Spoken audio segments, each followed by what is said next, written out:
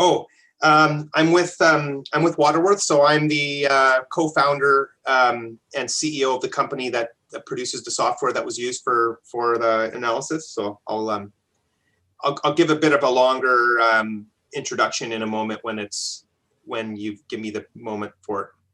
Will do. Thanks. Thank you for joining us tonight, though. Yep.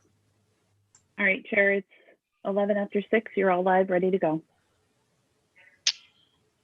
Any word on John? No, we wrapped up legislative a little behind, so he might be switching over. Okay. Well, we'll get going. We'll call the meeting to order. Affirmation, Mark and Scott, if you could just give me a verbal so it's recorded. Here. Here. Outstanding. We'll get moving anyways. I'm sure John will join us. But out of the committee members that are here, was there any corrections or additions to the previous minutes as provided? Scott, you're good? Scott, if you would just tilt your screen down just a little bit. Perfect. Thank you. See from here up. And you're mute. I'm not even floor. I haven't fixed this part of the house yet. You don't have the full shine yet. Well, sorry. I'm working on it. Okay. So Gary, you're in for the long haul, or do you want to jump ahead? No, the other meeting was canceled, so you're stuck with me for the long haul then. All right. So JP, you're up. Okay. Thanks, Len. I just want to introduce JP to everyone. This is JP Jolly from Waterworth. And as he said, he's the customer director from Waterworth, and he's been instrumental in assisting Greg and I in learning the program. So JP, if you would like to say a few words about the company, please feel free. Okay, thanks, Ginny. So I've been consulting in the water and wastewater industry 15 years now and doing rate studies. And we came to a point where a lot of our customers were asking for our models, and they're all based out of Microsoft Excel. And anybody who's used Excel knows it's not that always easy to share your Excel models with other folks. They're brittle and hard to use. So we set out to develop an online software platform that we call Waterworth. And in fact, we're right in the throes of growing that out of just being about water and wastewater into other municipal services, including roads and solid waste and all kinds of things like that. So we're calling it MuniWorth. But anyway, today you're going to see Waterworth in action.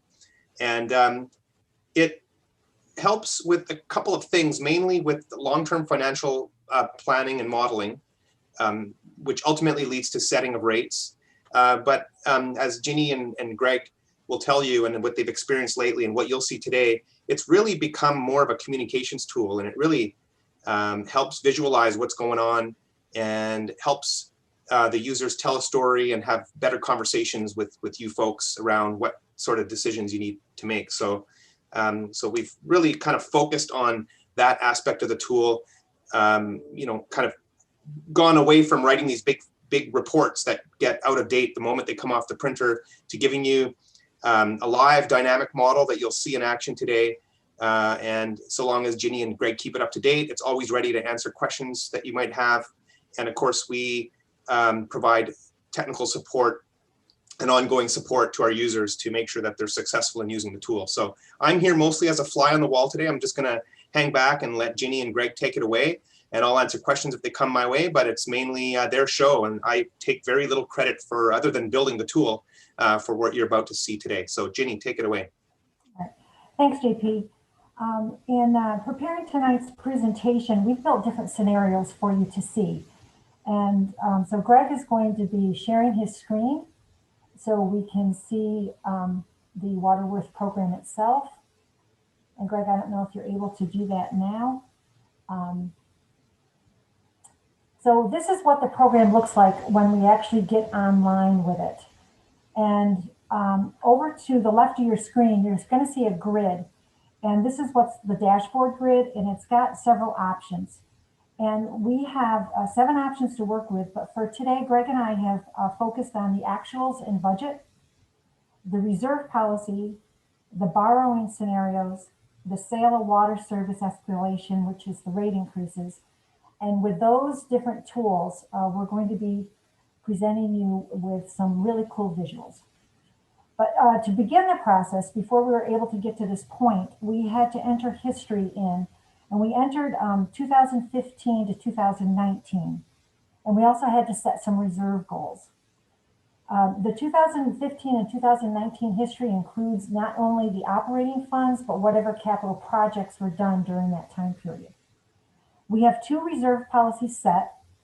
One is to project cash flow to pay the bills and to provide for emergencies and manage future rate increases. This is set with a variety of percentage allocations, and you will see where Greg is pointing at the screen. We've got 33% for working capital, 10% for contingency, 5% for rate stabilization. The second reserve that we use is for what we call our initial target, our cash target. We have currently set that for $3 million up until 2037, and which will incorporate after that the effects of inflation. So we've raised it to about 3.5 million in 2037. This reserve will allow for cash flow, and it will assist in reducing the amount to be borrowed, saving taxpayers interest costs over the years. And just speaking of bonding for just a minute, we know that it's a revenue tool to be used to benefit the current and the future citizenry. If the city were able to build its reserves over time to assist in reducing the debt costs, this would greatly benefit the community by reducing the cost of issuing debt, paying interest, the goal being to eliminating paying interest and instead increasing the interest earned on our cash balances. So, however, this information that you're about to see is going to show that we're not in that place yet, and that we will need borrowing of funds for the needed infrastructures that we need to repair until we're able to build up our cash reserves. So our first scenario, just so you know, we've named them, which we hope to add to our presentation. So let's get started. The first one we're going to look at is, we've called it the Black Diamond Ski Slope scenario. And first we're going to show you what Greg has already clicked on. The blue is our operating expenses. This shows what it takes to run the plant just by itself. We have put in projections of 2% for growth increase over the years. And so you'll see that how it just escalates on a gradual basis up until 2040, 2042 there. The next, what we want to show you is our reserve policy. Again, this red dotted line, this is to meet our cash needs to pay our bills. And the next that we're going to add to the graph is our target. Again, this is where we want to build our cash. So you'll see the black dotted line that Greg's just added to the grid. That sets it at 3 million, and it gradually grows up until the 3.5 million out into 2037. So that is the goal that we want to eventually get to. So now we're going to add to our current operations, we're going to add our current debt obligations. This is for monies that we already have borrowed and we have to pay back.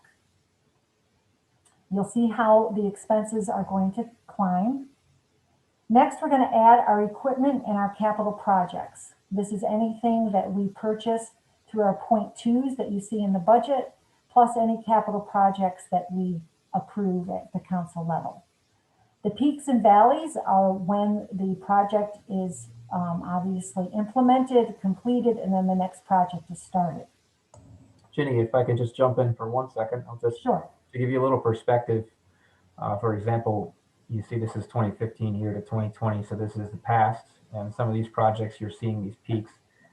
This would be the effect of the raw water transmission main relining projects, and then you'll see the Main Street water main replacement and the lower reservoir dam and the Wilbur Lake Dam projects. That's what these two peaks are here. And then we've got some projected peaks in the future for other capital upgrades, bigger projects that would be coming down the line. Go ahead, Jim. Okay, thank you. And I also want to tell you that in looking at these expenditures and looking at our cash flow targets, we have to look at what our cash flow actually is. In this scenario, we have projected the revenues to stay current with no rate increases at all. And we're going to show you what the cash does by funding these expenditures that we've input into our database. So Greg, if you want to click on our cash position. So this is where the diamond slope comes in. You'll see at 2020, we're not even up to where we need to meet our cash threshold to meet our expenses. And then by 2022, it just starts going under and we're in a negative cash balance. In 2025, we're way under. So you will see the deep decline, and obviously this scenario is not fiscally responsible and it's not sustainable. So to tackle this particular situation, Greg and I looked at different scenarios of rate increases and borrowing and grants and things like that. So the next scenario, which we're calling the zombie scenario, includes a 5% increase for every future year in this model. And you'll see that even with a 5% annual increase in our water rates, our cash flow still is on the decline. So what does that mean? We have different sources of income that we can use. We have our water rates, we have grants, we have borrowing, and we have maybe some other miscellaneous sources like excess bond proceeds and things like that. So we need to examine those revenue sources. So the zombie scenario shows you that we don't come to life cash-wise until about 2042. Now, I don't know if your Zoom pictures of the attendance are covering it, but if you can see all the way over to the right of the graph, it's not until 2042 where our cash actually starts to increase. So again, this scenario is not fiscally responsible, nor is it sustainable. So then Greg and I were looking at, okay, what are our options? So we are not going to show you what we are calling the bipartisan scenario, where everybody would have to agree that let's do a 50% increase in rates in 2021, and then just have small 2 to 3% rates going forward. What does that do to our cash? Well, you'll see that the black line goes up pretty dramatically, and it provides what we need by 2025 to meet our threshold. But considering that that is a very large increase to our customers, it would have a large impact. And we decided that even though this would provide a faster growth in cash, that it places a large burden on the community, especially during this COVID crisis. So we did not think that this was a reasonable approach. So we said, okay, what else can we do? So then we looked at what we're calling the tightrope scenario. This scenario includes an annual rate increase from 5 to 10% through 2028, following 1 to 2% thereafter. And you'll see that it builds our cash reserves over several years to the point at which we're able to pay for large projects without borrowing. So by the 2030, we're over our threshold.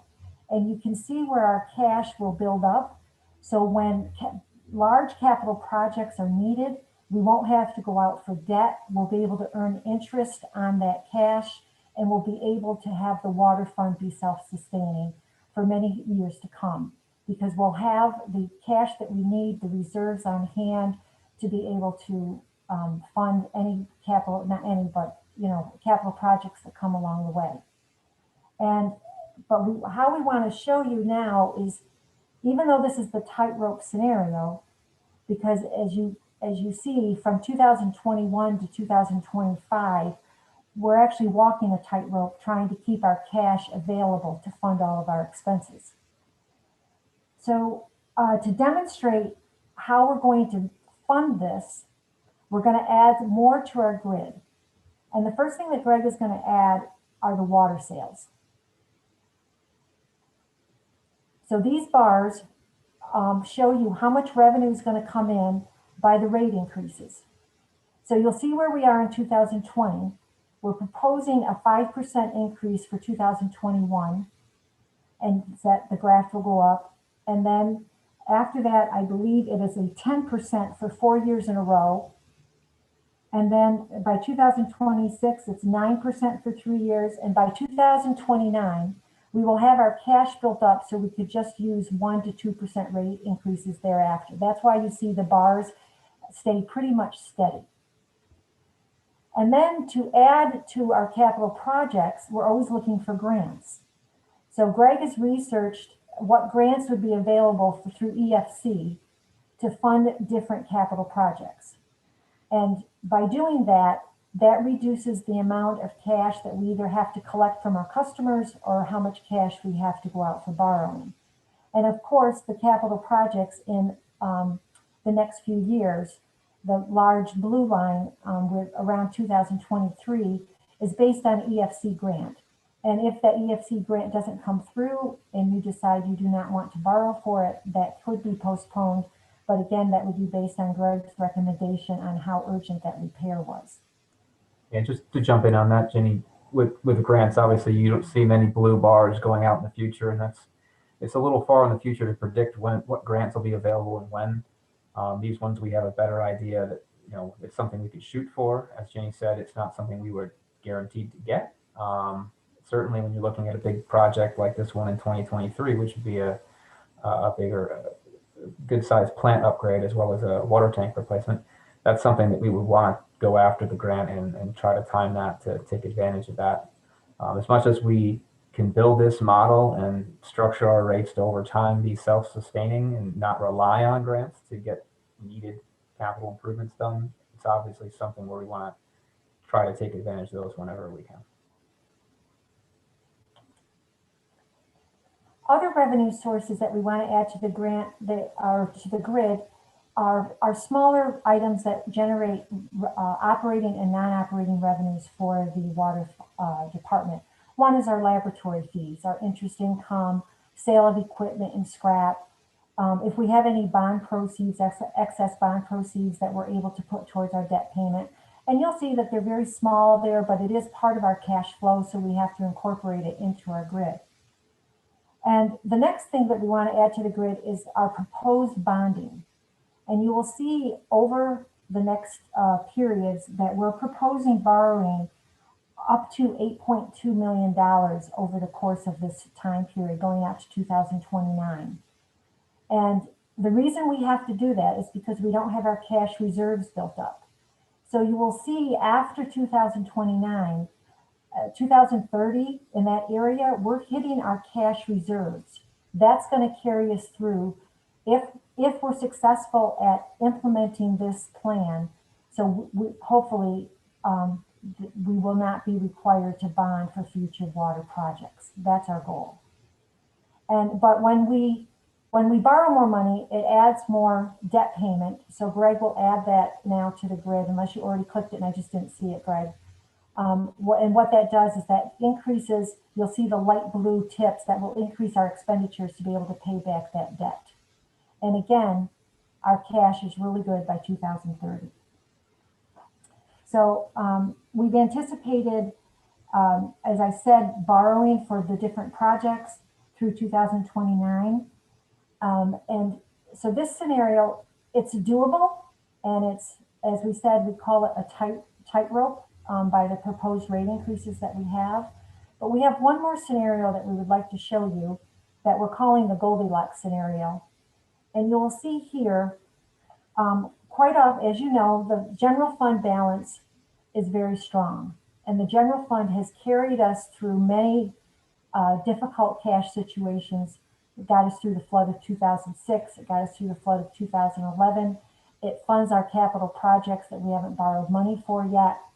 And so what we could do to help the water fund and also to help the general fund in a small way is we could advance $1 million from our general fund over to our water fund. That's why you see the cash going up where the black line isn't quite as low as it was in the tightrope. And that gives us more working cash to meet our our cash flow expenditures. And that would be paid back to the general fund with interest. And I'm vetting that scenario with the Albany to make sure that I fulfill all the legal requirements to be able to do that. That is what we're proposing in what we're calling our Goldilocks scenario, because that will give the water fund a little bit more working cash to meet the cash flow requirements. So just so you know what capital projects are included in this graphic, in 2021, we have $850,000 for West Street. In 2022, we have $535,000 for River and Ann Street. 2023, we have $1,760,000 for a no interest loan with EFC for the water treatment plant and the West End tank. For 2024, we have $270,000 for Belmont and Hudson. 2028, we have $424,000 of a no interest loan with EFC for ozone project.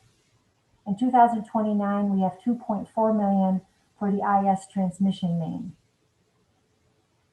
So now, obviously, other capital projects may come up, other priorities may come up, but one wonderful thing about this model is it's very flexible. It's very easy to work with, and it can give us great guidance. In conclusion of our presentation, Greg and I have found that this software is fantastic. It's forward thinking. And the point of interest, as JP mentioned at the beginning, this was all going to be done manually on Excel, which has saved us an incredible amount of time and effort. And to Greg and I, this project software is just a huge, wonderful gift. And as we also mentioned at the beginning of the presentation, we have not utilized the asset management part of the grid. Greg, if you go back over to the dashboard, you'll see an asset renewal option there. This option will let us input all of our water inventory, our valves, our pipes, our water tanks, all of our operation. It will be a great tool for Greg and the water staff to know what needs to be replaced and when we need to replace it. We'll be able to put the condition on it. We'll be able to put when it was installed, and it'll just be a vault of information. And so to meet the ever-ending needs to maintain the water system, going out around 2030, we have anticipated an average of $1.5 million on an annual investment into our water system. And you will see that this model, we're going to be able to do that if we plan accordingly with our funding sources and build up our cash reserves. And also, as I mentioned earlier, this software enables us to make changes very easily. It updates estimates and it provides a vision for any changes or goals that may arise. And as we continue to input data and fully utilize the software to monitor and analyze the city's water system and the costs associated for providing this vital service to the community, it will be very beneficial not only to the city staff, but to the elected officials in the community as a whole. So now we can open it up for questions, but we didn't want to bog you down in details of all the numbers. We wanted to give you visual, we wanted to give you high level information so you can make an informed decision when it comes to budget time as far as what rate increases you should consider going forward. So Greg or JP, I don't know if you have anything that you would like to add at this point. Quiet, okay. Not for me. No, Okay. I think questions would be good.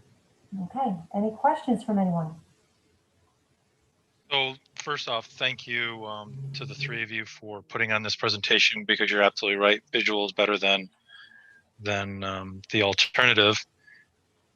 Assuming that this software takes into consideration the bond interest rate along with all the other variables, JP? Okay. Yes, we just so you know, Len, we've got the bonds in there at 3% for any future debt that we don't already have incorporated in the actuals. Right. Right. Okay. The other question, I'm assuming that we're leaning towards the Goldilocks scenario. And by the way, who came up with this code names? Couldn't you come up with some like cool, you know, Well, Goldilocks? we actually, well, that was because, Just right. yeah, you know, we're You say, not, Greg? It's just right. it's just right. Goldilocks. Okay, it's just All right. things considered. Just right. Len, Okay. you're just jealous because Goldilocks was talking about hair and you don't have any. Yeah, thanks, Scott. Appreciate that. Thought it was about porridge. Well, Goldilocks, it's just right. And I got to tell you, when Greg and I we were having some fun with the names. So I remember when George Cothair talked about Waterworth, and we've moved forward. Just refresh me. We've purchased this platform, Yes, or we're testing it. Yes, we own this platform for our water fund. We're looking to purchase it in 2021 for our sewer fund. So we can do the same type of thing for our sewer rates. Right, and that was the follow-up question, Jenny, is are we able to do this with our sewer? We will. We don't have the software right now for it, and we need to get it incorporated for 2021 for our sewer rates. We thought the water was more important because the water fund balance is not as strong as the sewer fund. Mm-hmm. And this tool really enables us to look forward, have a plan, see the long-term effects from what decisions are made. Also from the lack of decisions. So, you know, that's what Greg and I tried to demonstrate in the beginning. If we don't do any rate increases, our cash plummets. And so we need to look at the long term. Okay. Mark or Scott, any questions? I think my only question would be, well, first of all, thanks, Jenny, Greg, and JP for putting this together. And JP looks like a really great tool. So congratulations to you and your company.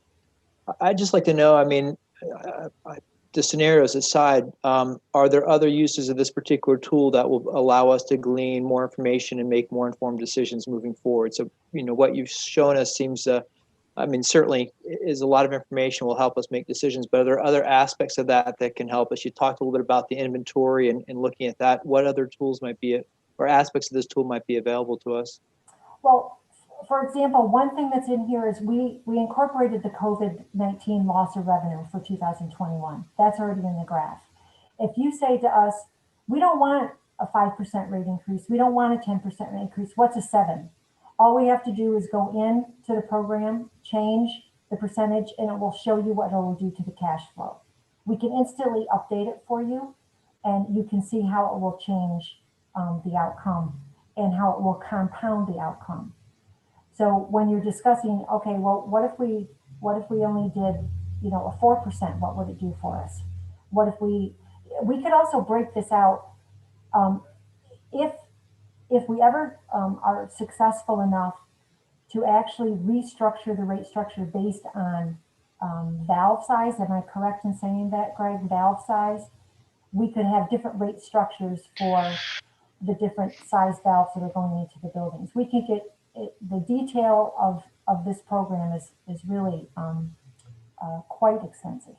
Yeah, maybe JP, you want to jump in and just talk about the other pieces of this that we didn't really dive into deeply yet.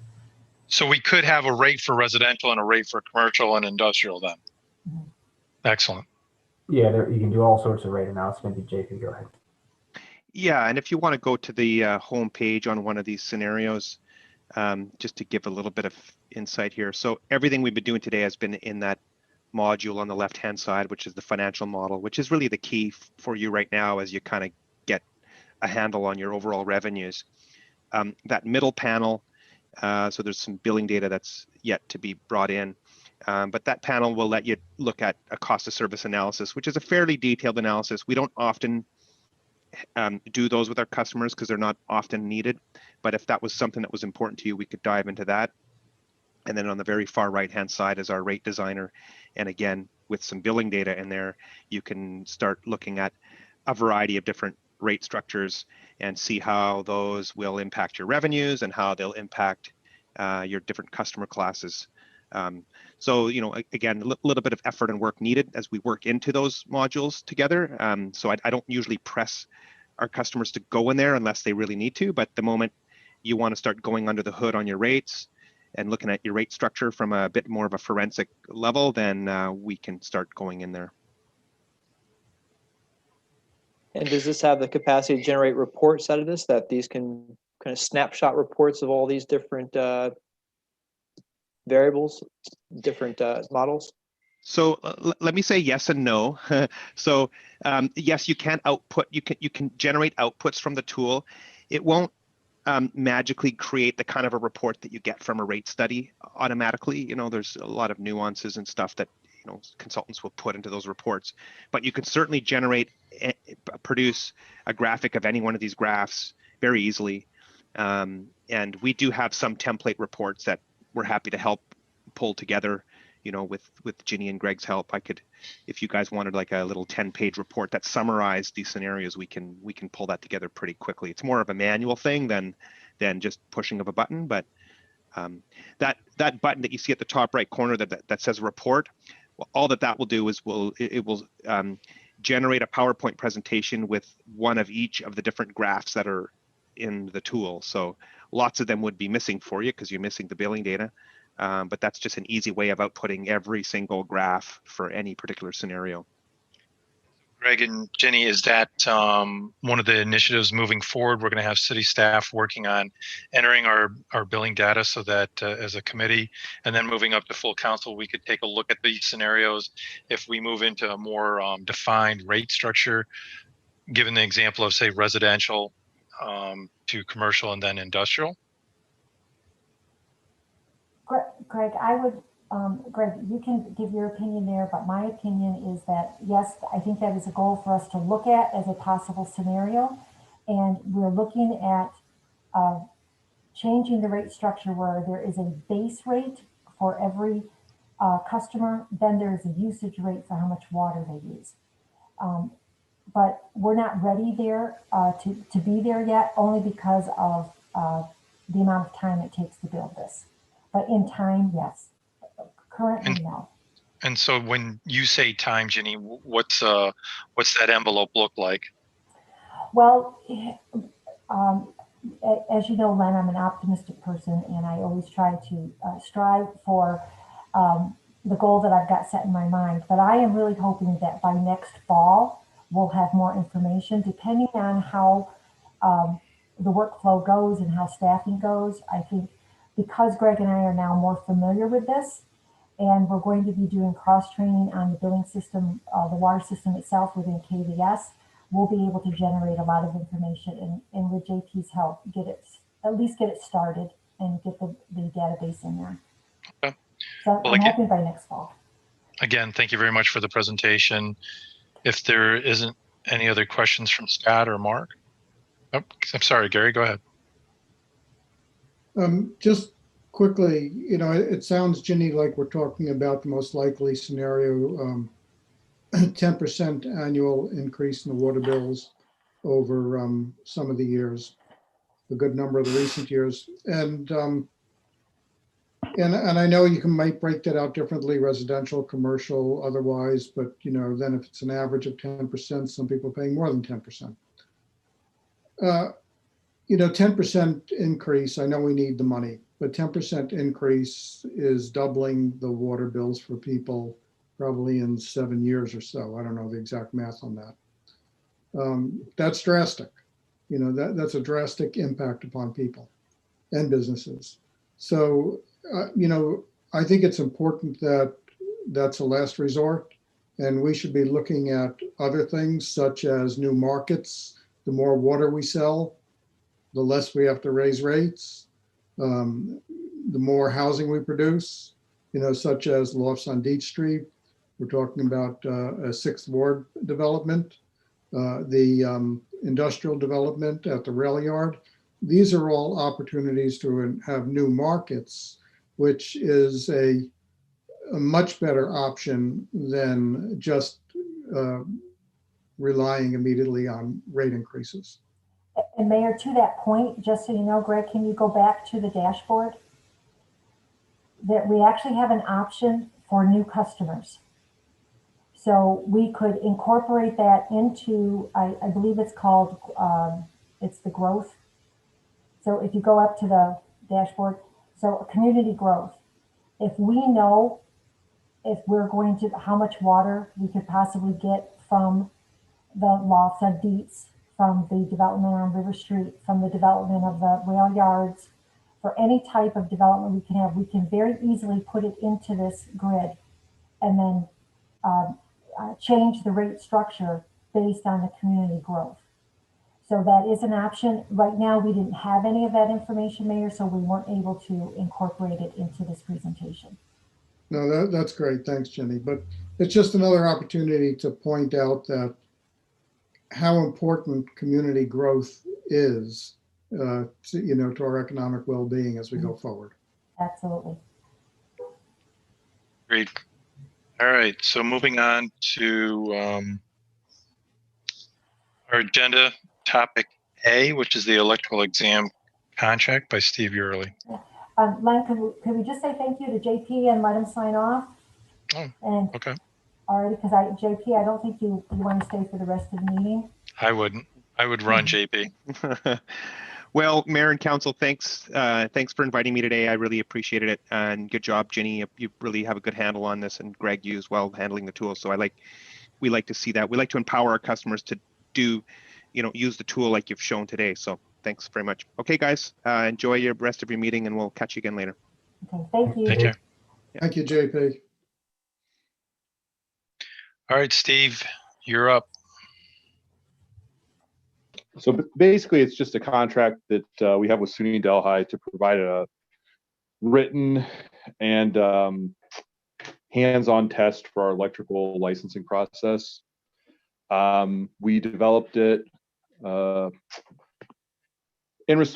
initial test, we didn't have an official contract with the college. So what we did was we reworked kind of how it was being proctored, and the college wrote up a contract that we entered in with for them to provide a staff person and a facility to administer our electric test at. And that's pretty much the rundown of it. How much is it, Steve? So the initial cost, well, it's been a $2,500 contract previously. Basically, we don't make any money at that. The number of tests we actually administer is nowhere near the cost of administering the test. We looked at other options for licensing requirements. The electrical board didn't want to do it. We had some pushback to the tradespeople providing their own, going to different sites and taking tests. And this is kind of the way, this is what was decided on. So the cost to the city taxpayers is $2,500, and then you'll put that back on the licensed contractors that apply for it? Yeah, we don't make, I mean, it's not a break even. We lose money at administering this test. The licensing costs don't cover the cost to administer the test. Okay. Is that consistent with other communities? So I would say that we, with our licensing process, we depend on Delhi to administer the test. That was going on before I became the code officer. I think it's a good way to proctor an exam because it's, there's the least likelihood of the exam being viewed as, partial or, favoring one contractor over another. The city is not involved at all in the testing. We don't oversee it. We don't administer it. We don't grade it. So it kind of it takes any sort of guesswork out of whether the test is being administered fairly. Mm-hmm. On the plumbing side, I administer the exams. So there's no cost there. So it's what one board has decided versus the other. The electrical board is the one that's kind of created this testing process and then codified it. whereas the plumbing board opted to go a different direction. Okay. Was there issues with the way we were doing it before, where we were proctoring the exam? No, what was happening is we were essentially just paying an employee at SUNY Delhi to let people in the back door and take a test, which it was entirely not sanctioned by the college. There was no, there's no oversight of it by the college. And when that came to our attention, we wanted to change that. Okay. And so is this a test that you could proctor since you're doing the plumbing test? So the electrical board opted to want a hands-on, like an actual, practical exam. The plumbing board does not offer a practical exam. It's just a book test. So we would have to then, proctor some sort of lab facility where they would be able to actually do wiring, which is what Delhi provides. Okay. I just thought you were administering a test. I didn't realize that you were preparing them to take the test. No, so the electrical requirements in the city call for a practical exam. So they actually use a lab at SUNY Delhi to do actual wiring as part of the test. The plumbing board doesn't require that. Mark or Scott, any questions?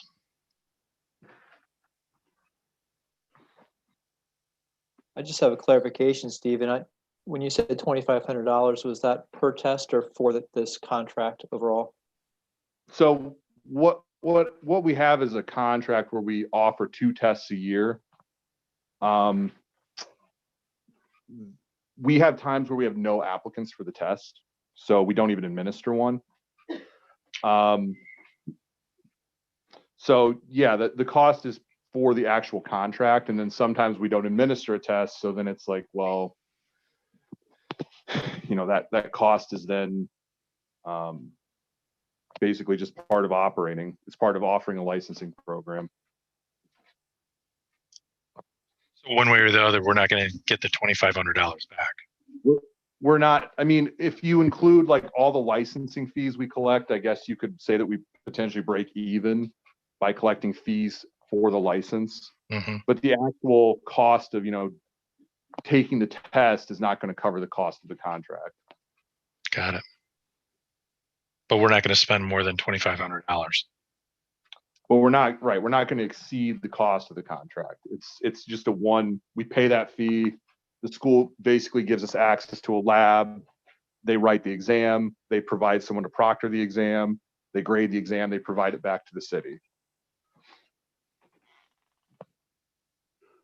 Okay. Any other questions? Scott? Move it up to full council. Anyone disagree? Okay, we'll move that up, Steve.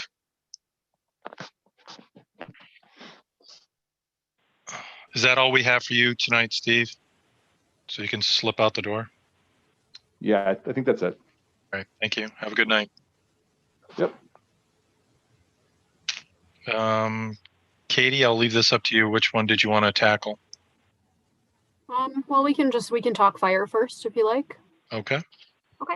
So we actually have, it's under one bullet, but we have 3 separate hires for you to consider tonight. We're withholding names at this point, again, pending, some further direction. Of course, that information would be on the council agenda should you approve them. The first hire that we're looking for you to approve is a full-time hire. We have a vacancy due to a resignation earlier this year, so it's a full-time budgeted position. So we're looking to fill that.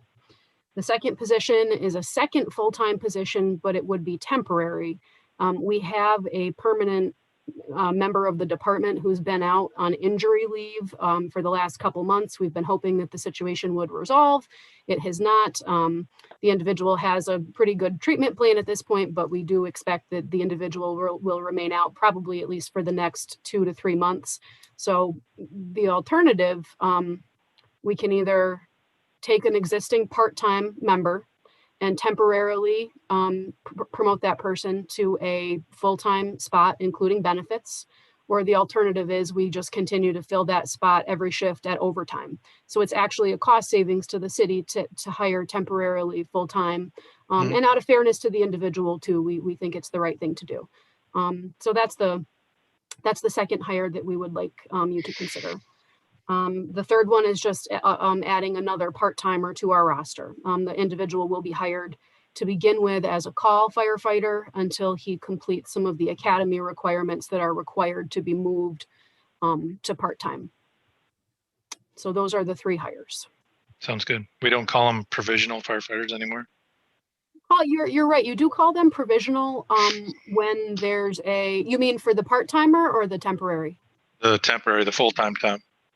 Full-time temp, so he's not provisional. Provisional appointments occur when there is not an established mandatory eligible list, like if you're not hiring off a list.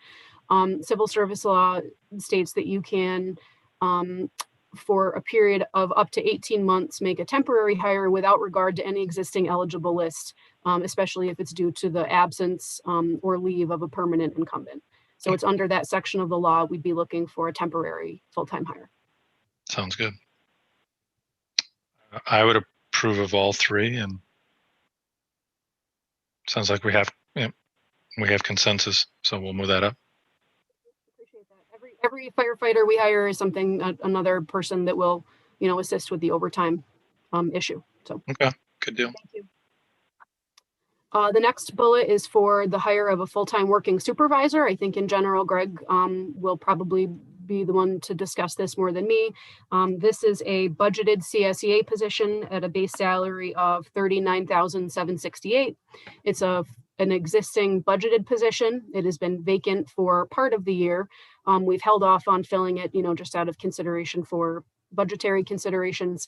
However, this person, this spot is really instrumental, especially with winter coming up. We really depend on this person to coordinate snow removal from our sidewalks and walkways and things like that. So the working supervisor, in this case, is assigned to the engineering department on the buildings and grounds staff. Greg, is this the individual that you wanted to be on the piece of apparatus that we bought earlier this year? Is that what you were thinking of? With sidewalks, driveways? Not sure which piece of equipment are you referencing the sidewalk sweeper that we haven't purchased yet? No, the pickup truck. I think we bought a pickup truck with a stake body box on it, and that's what we were thinking we were gonna. Is that this position? I think one of those trucks, yes, is this position. Okay. This individual would probably be the one driving that truck. So this individual would leave, as Katie said, our sidewalk and city facility snow and ice removal operations. So we clear obviously the bus stops as well as various sidewalks that abut city-owned property throughout the city. That's not all of downtown, but like by Muller Plaza, front of City Hall, on Ravine Parkway, where there's a city-owned parcel, those kind of things. So while the street removal operations going on, this crew's taking care of the sidewalk.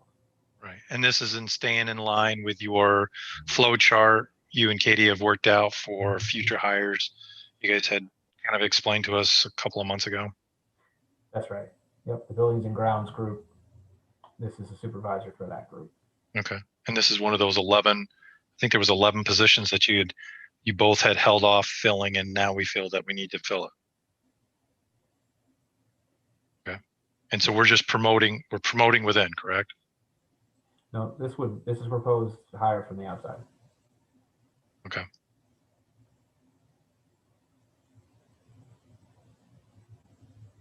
Is there an existing list? This is a non-competitive position. Okay. I think we're fortunate we found a good candidate. Someone who's got some supervisory experience and experience in buildings and grounds and construction. So I think it's okay. So you've already had some interviews then. So we're looking at getting this person on now. That's right. This would go to the next council meeting if approved here, and it'd be within a few weeks after that, depending on scheduling. Scott or Mark, join in. So just to clarify, I appreciate the fact that the person with taking snow removal responsibilities, clearly we're getting there sooner than later.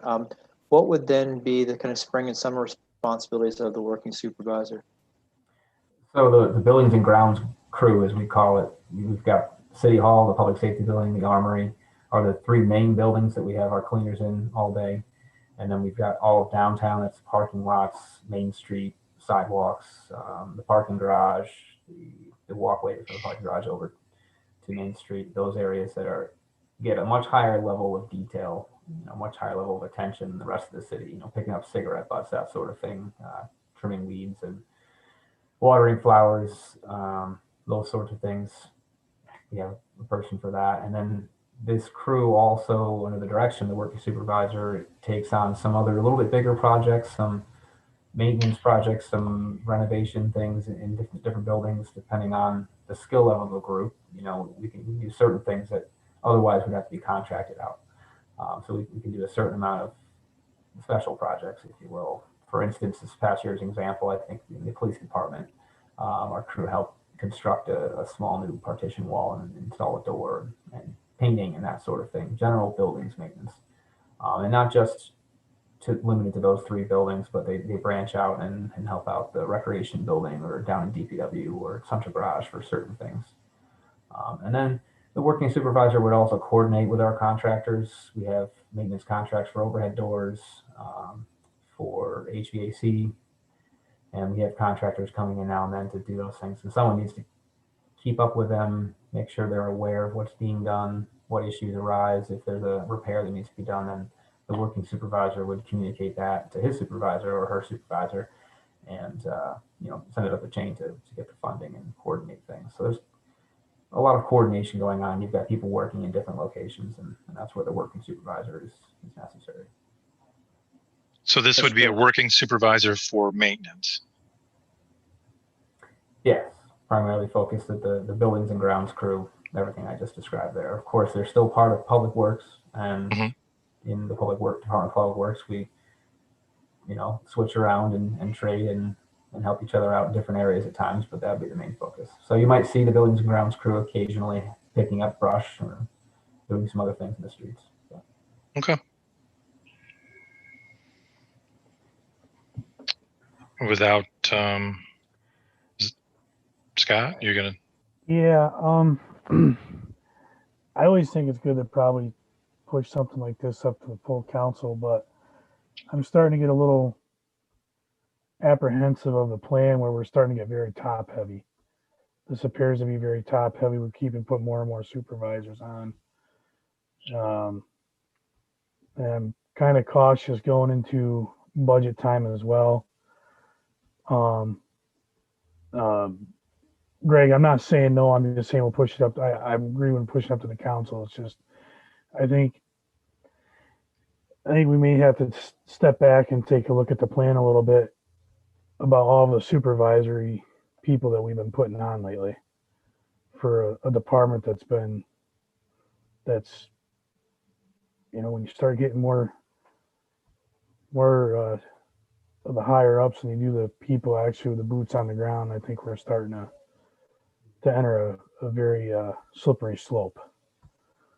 So, Well, maybe this is an opportunity that maybe before council, Greg, you can just kind of give an explanation to Councilmember Harrington's point of how many working supervisors do we actually have compared to how many baseline workers within those departments?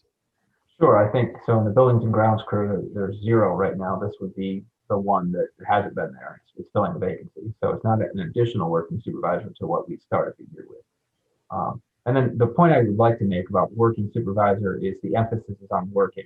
That word comes first, and I'd say for a reason, because they are working right along with the rest of the crew. They're not strictly a supervisor. They're physically doing the manual labor, boots in the ground, just as well as the employees that they're supervising. They're not really a higher level. They're not an administrative supervisor. So I think that's a key distinction that I understand is a little misleading with the word supervisor in there. They are supervising, but they're working as well.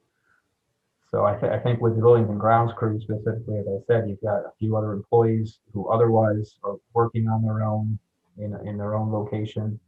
I think there needs to be that first level of supervision to be able to just keep on top of everything that's going on. They're receiving the work orders coming down from the superintendent above. I think we need someone to be able to divvy out the daily work orders, make sure that things are moving along. And I can share, again, I'll look back and see what the last thing we shared regarding a department structure, if that would be helpful. Our current titles in each area. Does that sound good, Scott? Yeah, that's, you know, like I said, I'm want to be cautious about, you know, every position that we put in. I think we need to be cautious right now going into a budget year with so much uncertainty and stuff. But I also don't want them to be working shorthanded if we can afford to keep up to maximum staffing. And, you know, like you said, maybe it's just because the word supervisor's in there. I don't know. I think, you know, trying to remember his plan off the top of my head, it just seemed like we were starting to get top heavy with so, you know, maybe if he resends it out so I can look at it again. Okay. Or, I mean, I'm sure it's somewhere in my email, Greg, or in my paperwork here. We grabbed everything quick from City Hall when this all started. I'm just trying to go off the top of my head, and, you know, it's kind of hard sometimes with everything going on. No problem. Thanks. Mark, I think you raised your hand, Mark. Greg, well, I was going to ask you, how is the supervisory responsibilities being met right now without someone in the position? A higher level, the superintendent, the next level up, basically the head of you know, John, who's in charge of the streets and facilities group overall, which encompasses the buildings and grounds crew, the parks crew, the streets crew, all of that sort of thing. So the superintendent, which is a more administrative level, higher level, planning and coordination, that sort of thing, just have to be taking on additional duties at this point.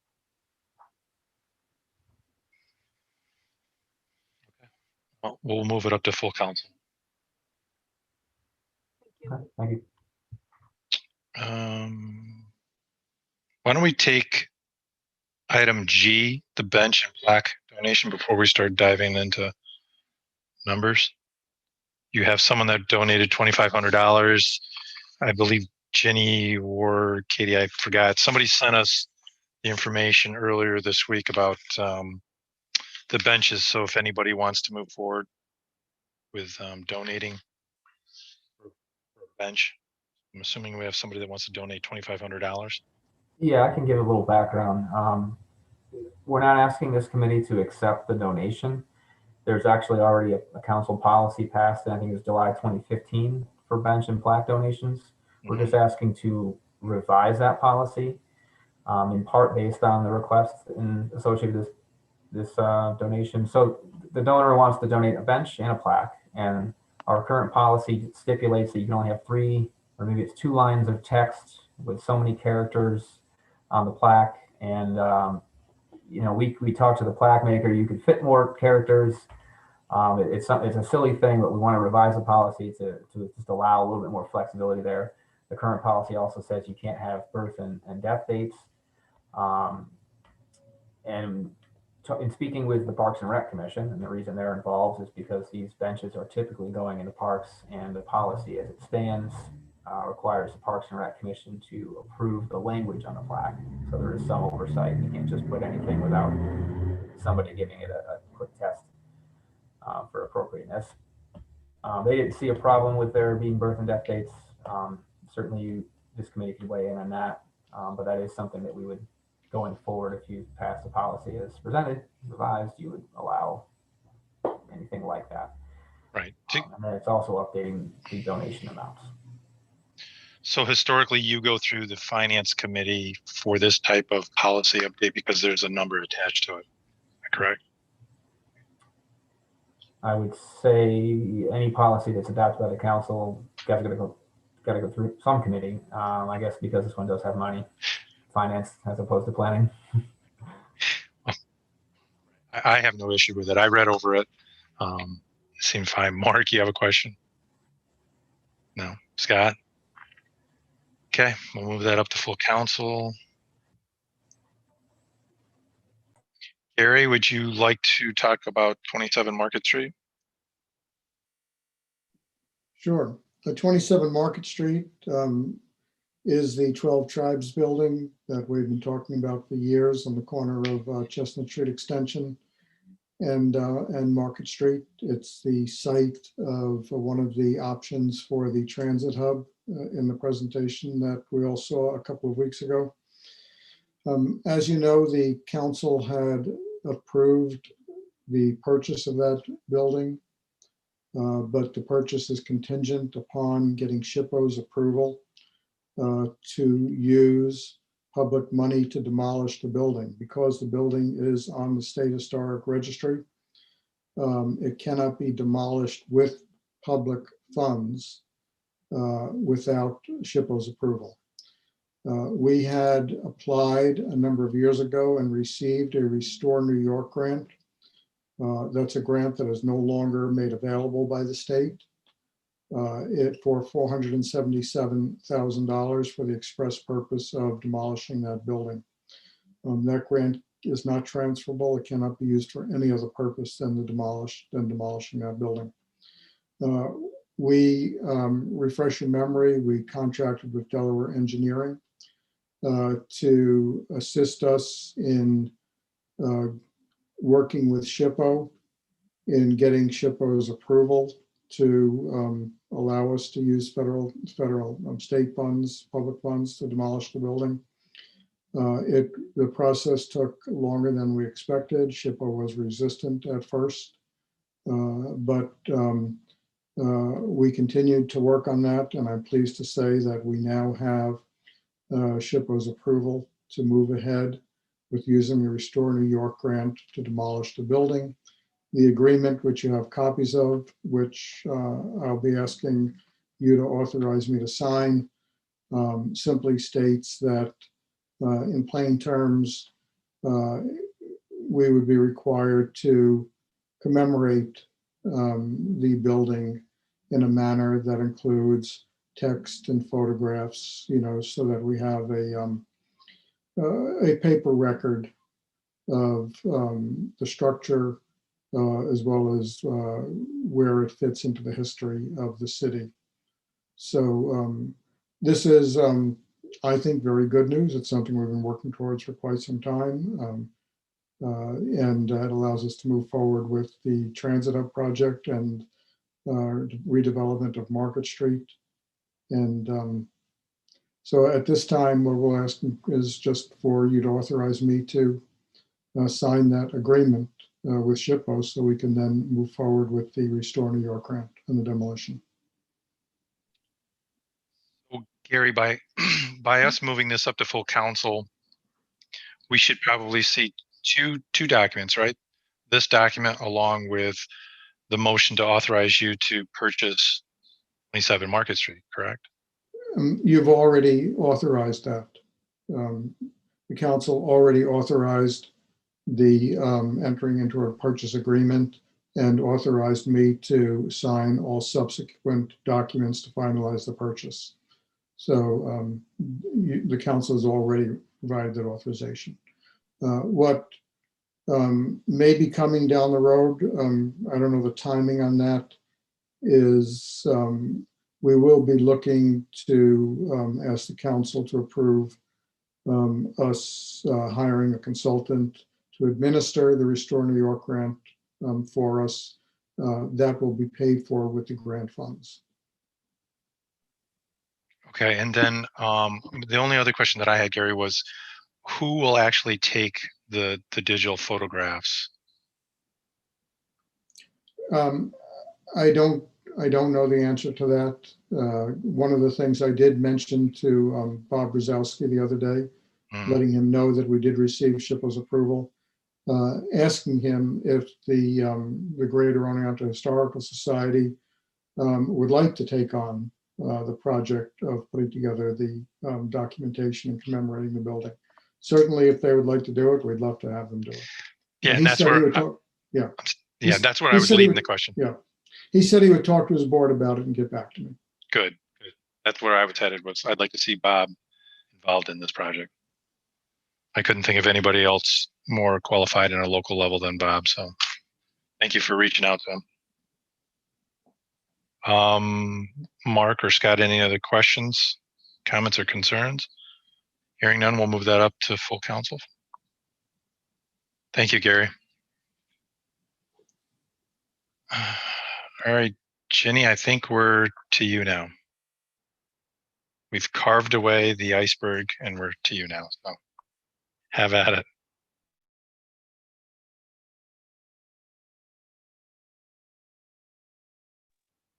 You're muted. Thank you. Well, budget transfers, to just go in the same order as the agenda. I have a few that I have requested. One was for what we're calling our health, it's our health department. This has to do with the COVID response in funding for the housing of first responders and reserving the rooms for anyone who needed to be quarantined. In meeting with FEMA, FEMA had instructed us to get bills from Hartwick College and OFO to be able to submit them to the claim, and which we did that. But what that does is it takes our budget code and puts it into the red. So I need to have right now a budget transfer just to cover the funds. And once we get the FEMA funds, the reimbursement, I will be putting those funds back into contingency. Is there any questions on that transfer? The only one that I had was, is there a possibility that that could be denied by FEMA? I would say there's always a possibility, but the likelihood that FEMA instructed us to include it in the claim, I really doubt it would get denied. And with all the research that I have read on the FEMA claim, that is definitely an eligible expenditure. I have no further questions. I'm good with that up to full council. Mark or Scott? Looks like they're good also. We have consensus. The next transfer that I have is for just health insurance costs for the DPW staff. As I explained in my narrative, when budget time comes, we base our allocations on a percentage of where we think the DPW crew is going to work. Due to some title changes and some going from the work staff to the supervisory staff, it just ended up recoding some of the health insurance expenses. So the transfers that I'm asking for is just taking it out of the working areas and putting it into the administrative areas. And it just has to do with a couple of employees that got moved around. And this is keeping our budgeted line items within the projections, correct? Yes, yeah. As I said, I'm just relocating them. I'm taking them from, point A to point B. We're not increasing, and we're just reallocating. Just has to do with reporting categories. One of our details that we have to deal with in this office is reporting by service, how the service is provided to the constituents, and so that's all we're doing here. And the next one is for the donation of the bench to accept the money. As Greg said, we don't need a motion for council to accept the money because the policy already does that. But I do need to ask for a budget amendment, increasing gifts and donations and increasing the expense code where we're going to expense the purchase of the bench. So that will be a budget amendment, increasing it by $2,500. Mark or Scott, any issues with that? Hearing none, we'll move that up. Okay, the next budget transfer has to do with the water mailing that we needed to do due to the violation that we had at the water plant. It ended up costing us about $2,700 to print and mail and envelope all of the notice that we had to send out to about, I want to say we started with about 3,900 customers, but we whittled it down from duplications where a homeowner owned more than one property. So we got it down to about 3,200 notices that we had to send out. This was not included in the budget. So I need some funds, and I just want to ask to transfer it from the water contingency account to the water administration for mailing of the notices. So Jenny, is that the total amount that we're going to spend for the 3,200 notices that need to go out? Yes, what we did is we hired the shipping room to do it for us. The mayor had told me that they had the capability of actually creating the envelopes for us, which was wonderful because then staff didn't have to do it. We created a mailing list. I provided that mailing list to him. He took that list and printed the envelopes, folded and mailed. So it really saved us a lot of labor in-house. So thank you, Mary. Scott and Mark, are you guys good with that? Okay. And also, just so you know, that 2,700 also included the postage. That just wasn't for the service, but it was also for the postage. The next budget transfer has to do with the OPT. This again has to do with how we have to report payroll costs on the 5311 annual report to New York State. We have to categorize it between administrative staff versus driving staff versus operational staff. And we reclassified one of the OPT employees to administrative as being a working supervisor for the buses. So that means that his payroll now, instead of going into bus drivers, is now going to the administrative staff. Again, it's just a reclassification for reporting purposes to New York State. So I guess I'm going to turn to Katie on this one and just say, hey, does this stay within that flow chart again of where you and Greg are thinking we're going to go with staff? I don't think we've actually done, this was with regard to OPT, right? My internet kind of froze for a moment. So we haven't really done all that much with OPT, but I do think it does keep us within the general plan, which was to kind of streamline organizations so that the reporting structure in OPT looks like the reporting structure in DPW, which looks like the reporting structure in other areas of the city. So I do think it's a little different than DPW, but it definitely does keep us in line. Okay, and so to that point, budgetarily for 21, this going to put us out of the 2020 budget? Or no, all we're doing, Len, is we're just reclassifying the monies. We're just taking it from the bus driver line to the admin line. And it's just because of how I have to report it to the state.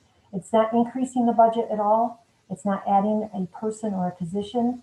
It's just how we're reporting it. Okay, it's just in the recording. All Yes. right. So I was just looking at legacy costs, that's all. Yeah, no change there. I have to ask to add another budget transfer that I did not have on the narrative. I got a request today, which is in relation to the security project up at the airport. Is that all right if I can add that item to the agenda? Okay. As you know, right now, the security project is going on up at the airport. Originally, the budget was for $70,000. It got increased for up to $81,000. And the workers are there right now. And what they have done is they have determined that they can improve the security by adding 3 additional doors, relocating an existing gate operator, replacement of project specs to a secondary gate. This will include latches, mag locks, keypads, proxy card readers, and it will replace the manual gate, and it will also have programming services for staff. They're estimating that this will be about $7,500, but the request, well, let me back up. In the general fund budget, we had $50,000 for crack sealing at the airport.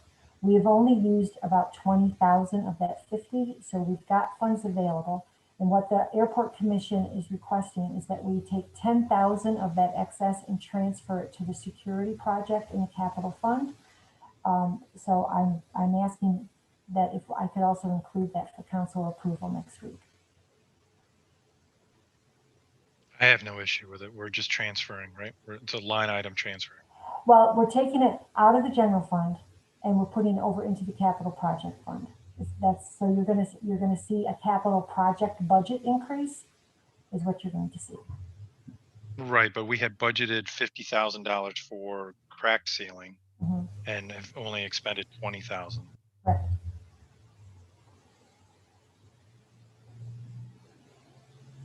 So are we fine with that? Mark, Mark or Scott, any questions or concerns? Well, to be clear, this group is already there, so this 7,500 basically is add-ons to what they're already doing. Yes, it's an add-on. It's also, the crew is there, and to have them come back to do this work at a future time, it would cost more money. Right. No, I don't have any problems. Gary? Just wonder why we don't need the money for crack sealing, and I assume that this is for roads, not runway. From what Greg, you can answer this better than myself. But I can what jump was, in. That is for the runway, crack sealing runway. I'm not sure what the 50,000 estimate was derived, but we got a quote and it should be around 20,000. Obviously that can change plus or minus depending on how many gallons of crack sealer are used, but they're scheduled, weather permitting, to be there next week. I only ask because, you know, the little bit I know about it is that crack sealing is one of the most cost-effective ways of prolonging, you know, the lifetime of your pavement. And so I don't want to be holding back on something that's just going to cost us a lot more money later on. Yeah, to be clear, we haven't reduced the scope. It's just coming in less than we had estimated. Right, that's the way I understood it, was we hadn't changed our scope. So, thank you. and one other thing on budget, I may be able to find funding for this, but just in case I don't, I just want to throw it out there to the committee. It has come to my attention this past week that the recording of phone conversations at the police and fire department, the current system for retention purposes, because of the new laws that they have for providing evidence, the justice reform system, the current system is not providing the amount of space or time. And so we're looking at upgrading the memory system, which is going to cost about $3,800. I haven't had time to look for possible funding for this, but I do know that it's essential for the police department. So I just wanted you to know that I made the approval to get the purchase order out, and I will be looking for funding. I may have that on for the council approval if it needs a budget transfer, but I just wanted to bring it to your attention.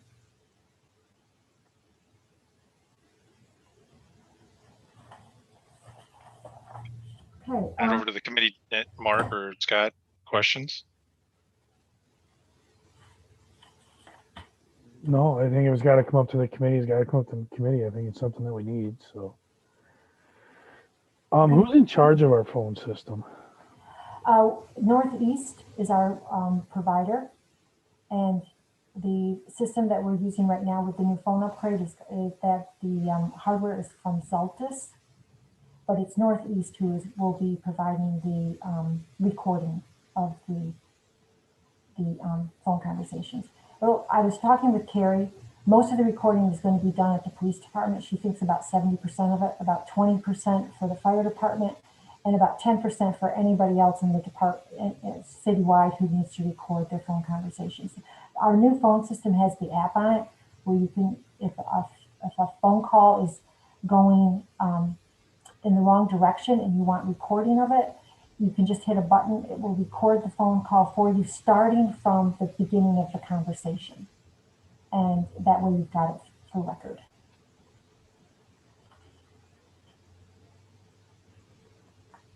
Okay, the next thing I'd like to do is just update you on the FEMA claim. Last week, in working with our FEMA representatives, we got our first FEMA claim uploaded into the FEMA grant portal system. And we'll be doing a second claim hopefully by the end of the year. They're thinking that they're going to cut off the FEMA funding by then. And they've given us an October 23rd date. And also our second claim has to have a minimum of $3,100, which we will have. But the bulk of the claim I submitted was a little over $72,000. And as I told you in my narrative, I've included things that I know they're probably going to deny, for example, the wastewater treatment plant testing. They've already told me they were going to deny that. I told them that I was going to include it anyway and that I would appeal the denial. That way we can tell our community that we did the best we could to get as much FEMA aid as we could. So The department heads did a great job. Anything that they ordered, the word COVID was on it. I was, you know, it was very, very good to be able to track the invoices and the expenditures, and we were able to reconcile everything. And so I just wanted to update you on that claim, and hopefully I'm meeting with FEMA again this Thursday, and they will let me know if they've approved it. If they've approved all the format and all the backup documentation, we'll actually then hit submit to the federal government. So Ginny, out of the 772.36, how much of that are you anticipating you're going to get denied? I'm going to guess probably about 10,000 of it will be denied. That's what I'm guessing.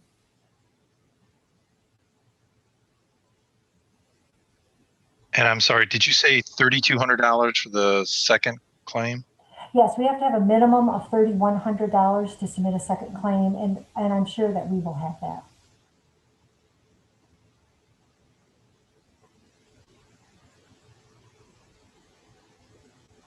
Any other questions on the FEMA? Okay, the last thing that I need to update you on is the New York State COVID-19 moratorium on the utilities. And I wrote a pretty good detailed narrative on it for your read. But Dave Merzig had instructed me in one of the emails to make sure that the committee was updated on the policy. So I'm fulfilling that request by the narrative that I gave you in our discussion here. But as you know, the New York State imposed a utility moratorium, which expired as of October 4th. And then the customers have 180 days after that date, which takes it out to March 31st. They are protected from shutoff. This moratorium is more for shutoffs than it is for enforcement of the bill as far as re-levies. It also requires that we give the homeowner a deferred payment plan. And we have, just so you know, we have done that throughout the year for any customer who has asked for a payment plan. And we're just going to continue that. We will no longer be able to charge late fees or penalties as of after the October 1st penalty was imposed. So anybody on a payment plan between now and March 31st will incur no additional fees.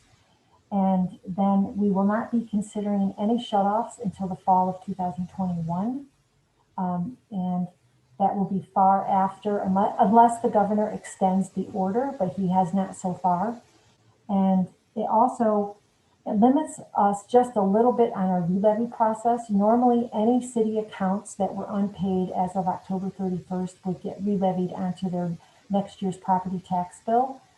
So what this limits us to is anybody who's on a payment plan to pay off their water bill will not be re-levied. We have, so far since the notices went out, we've only gotten one request.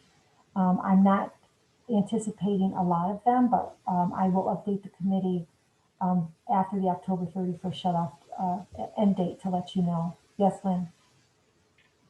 Thank you for letting me know. We only have one request so far, but you had updated us a little while ago on our payments or the collection of the water and sewer bills. Are we tracking? Are we trending where we should be, or are we behind? No, we're fine. We're really kind of right on normal. We had less than 600 accounts that we had to send letters to, which is about normal. And a number of people will also wait until the very end of October to pay. So by the end of October, I'll be able to update you on the stats. But no, the people did take advantage of the extended due date. So a lot of them paid by the end of June. But as far as, the collection rate, it's pretty similar to previous years. Thank you.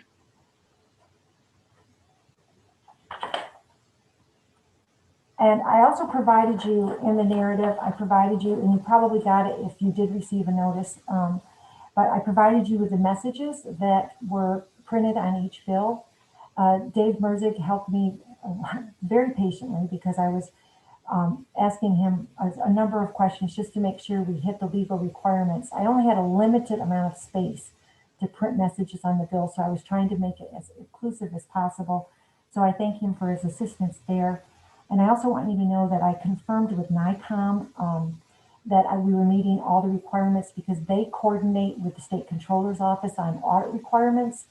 And in talking with my contact at NICOM, she told me that we could really get dinged from the state if we didn't meet all audit compliance. So I sent her the plan that I basically sent you, and she confirmed that it met all criteria as far as in the state's eyes. So I was very glad to get that confirmation also.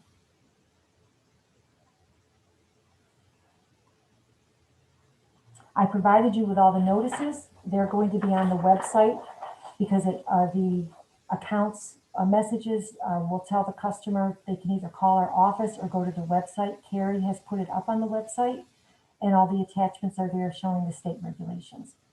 There's also the message. I haven't checked today, but I believe Carrie was going to update the message for the customers when they actually clicked on the finance department area. I think the last part you had was other information.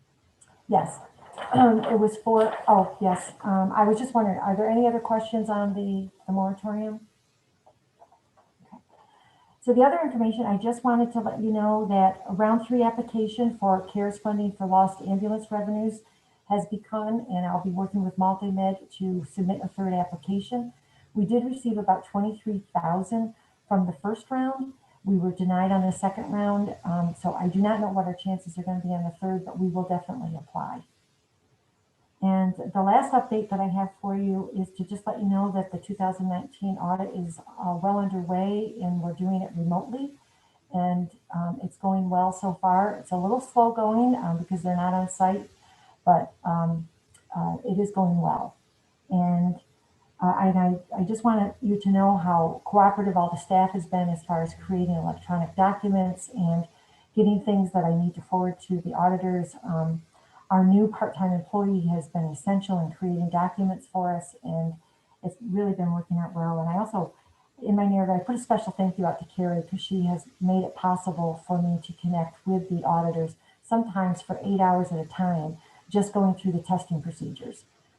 Because normally what happens is when they're on site, I sit them down at a computer and I say, okay, this is how you do it. And they go through it. They don't have that access right now. So I've been taking them through all the testing procedures, and it's been going very well. And knock on wood, I don't want to jinx anything, but they have not found anything yet. But there's still a lot of the audit left to do, especially the single audit, but I just wanted to let you know that it's going very well. Sounds great. Ginny, I apologize. How much are we applying for in the 2nd round for the CARES Act? What we do is we have to submit a report showing them what our lost revenues are. The state will then take a formula to that to let us know if we qualify. So I can't give you a number because it's the state's determination. Just so you know, in the past formulas, it's been a 2% guideline. If we lost more than 2%, they would give us aid, but I do not know what the formula is for the 3rd round. Okay, thank you very much. Unless I'm mistaken, I believe that completes our agenda. Is there a need for us to go into executive session?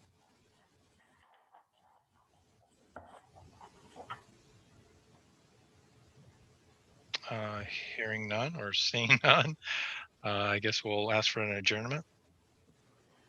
So moved.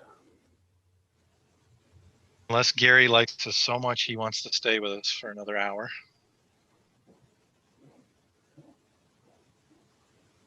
You read my mind, Len. I'm sure I did. All right.